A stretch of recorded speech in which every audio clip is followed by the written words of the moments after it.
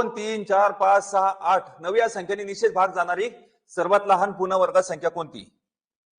तर सर्वात लहान पूर्ण वर्ग संख्या काढायची असेल तर काय करायचं, अगोदर लसावी काढायचा आहे आणि लसावीच्या पाड्यामध्ये जी सर्वात लहान वर्ग संख्या येईल त्याला वर्ग संख्या असं म्हणायचंय. तर मग आता सांगा संख्या किंवा अंक कोणकोणते?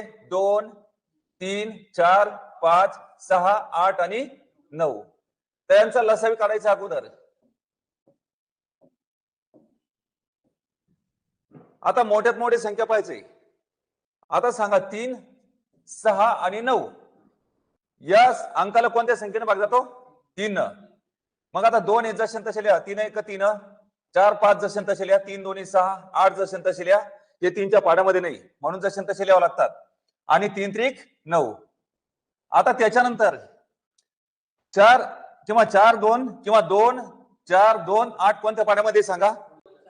2च्या. बे क बे, बे दोन्ही 4, बे क बे, बे चौक 8. 3 जसे तसे लिहा. पुन्हा 2 शेवटचे 2 अंक कोणत्या पाड्यामध्ये? 2च्या. 2 आणि 4 इथं 2च्या पाड्याचं नाव लिहा. 1 1 जसं तसं लिहा. बे क बे 5 जसं तसं लिहा. 2च्या पाड्यात नाही.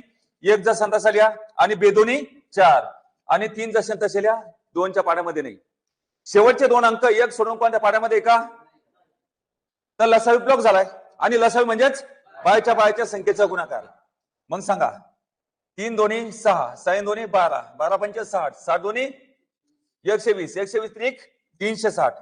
तर मग आता लसावी किती आला सांगा? 360.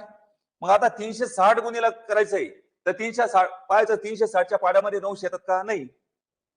25 येतात का? नाही. आणि 1600 सुद्धा येत नाही. मग ज्यावेळेस आपण या ठिकाणी 360 गुणिले 10 करतो तर उचला हे 2 शून्य जसे तसे लिहा. 36 का 36. तर मग सांगा सर्वात लहान वर्ग संख्या कोणती आहे? 36 आहे.